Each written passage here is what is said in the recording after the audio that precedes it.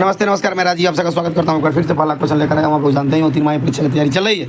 तो पहला प्रश्न, मानव जनन क्या है? देखिए सिंपल भाषा में एक बार में समझ जाइए, ये पूरा दिया हुआ है यहाँ पर।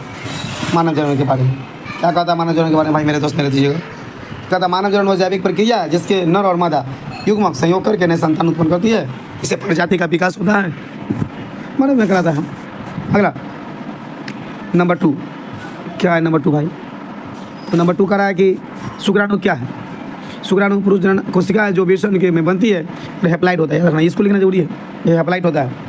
निषेचन के समय अंडाणु से मिलकर युग्मन बनाता है। एक बात याद रखिएगा, कुछ भी लिखिए लेकिन कुछ बात ऐसा लिखिए जब आपको नंबर मिले, तो इसको हैप्लाइड लिखना बहुत जरूरी है। ये बात याद रखिएगा, चाहे आप जिस प्रकार से इसको लिखिए। सवाल नंबर 3 बहुत अच्छा क्वेश्चन। सवाल नंबर 3 के बारे में बात करेंगे। कहता है अंडाणु क्या है? अंडाणु स्त्री जनन कोशिका एकदम याद हो जाएगा, जो अंडाशय में बनती है, भी याद हो जाएगा। और ये भी अप्लाइड होती है तथा निषेचन का समय शुक्राणु से मिलकर युग्मन बनाती है, जाइगोट बनाती है। कंप्लीट कहानी। अगला विषण क्या है या कार्य पूछेगा, फंक्शन ऑफ टेस्टिज। विषण शुक्राणु का निर्माण करती है, जानते हैं ये, तथा टेस्टोस्टेरोन हार्मोन स्रावित करता है, ये भी जानते हैं, जो पुरुष को द्वितीय लैंगिक लक्षण का विकास कराता है। याद रखिएगा, इतने लिख दीजिएगा, काम खत्म। अगला सॉरी, एपिडिडिमिस क्या है?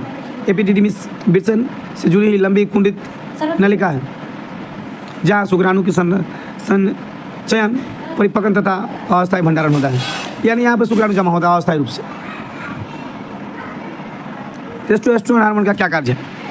बहुत अच्छा क्वेश्चन था, पढ़ लेते हैं। कहता है टेस्टोस्टेरोन हार्मोन पुरुष लैंगिक हार्मोन है। यह शुक्राणु निर्माण, दाढ़ी, मूंछ, आवाज़ आदि में काम करता है। द्वितीय है। ओवरी का क्या कार्य है? अंडाशय वाला बात वो सारी दीजिएगा जना लिखे थे विषय में। यह अंडाणु का निर्माण करता है। एस्ट्रोजन प्रोस्ट्रोजन हार्मोन स्राव करता है, जो स्त्री चक्र यानी जनन चक्र को नियंत्रण करता है। मासिक चक्र खूब पढ़े होंगे आप लोग। गर्भधारण न होने पर गर्भाशय की आंतरिक परत का टूटकर रक्त एवं उत्तक के बाहर निकलना मासिक चक्र कहलाता है। 28 दिन का होता है। निषेचन क्या है? शुक्राणु अंडाणु के संलयन की प्रक्रिया निषेचन कहलाती है। इसके परिणाम स्वरूप द्विगुणित युग्मक यानी जाइगोट का निर्माण होता है। और नवाज ने इसका खोज किया था। निषेचन का नहीं, युग्मनज। जाइगोट क्या है? निषेचन के बाद बनने वाली प्रथम द्विगुणित कोशिका युग्मनज कहलाती है। यही आगे चलकर भ्रूण का विकास करती है, याद रखना है। चलिए गर्भाशय का कार्य लिखिए। गर्भाशय वह स्थान है जहाँ पर भ्रूण का क्या होता है भाई? तो भ्रूण का आरोपण होता है। उसका विकास जन्म तक सुरक्षित रहने का एक व्यवस्था है। यूट्रस के बारे में आरोपण क्या है? ब्लास्टोसिस का गर्भाशय में अंत परत में चिपक कर स्थापित होना आरोपण कहलाता है। यह गर्भावस्था की शुरुआत में शुरू हो जाता है। प्लेसेंटा भी वही है। प्लेसेंटा भ्रूण का और माता के बीच बनने वाली अस्थायी अंग है, जो पोषण और गैस के आदान प्रदान करता है। अवशिष्ट पदार्थ को आगे पीछे निकालने में भी काम करता है, याद रखिएगा। भ्रूण क्या है?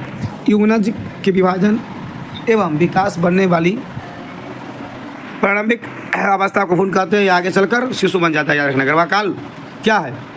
निषेचन से शिशु के जन्म तक की अवधि गर्भकाल कहलाती है। मनुष्य में इसका औसत समय 280 दिन या 9 महीना माना गया है। कोलेस्ट्रॉम जानते होंगे, खिरसा जब माँ के प्रथम दूध होता है। प्रसव के बाद निकलने वाला पहला पीला गाढ़ा दूध कोलेस्ट्रॉल कहलाता है, ट्रम कहलाता है। यह प्रतिरक्षी प्रचुर मात्रा में होते हैं, जो शिशु को रोग से बचाते हैं। प्रसव क्या है?